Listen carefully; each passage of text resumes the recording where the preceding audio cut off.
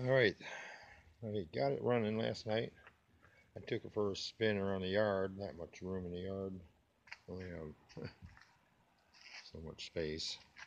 So, right now, uh, the brakes work. I got the brakes fixed and everything, and they're not stuck. But working on the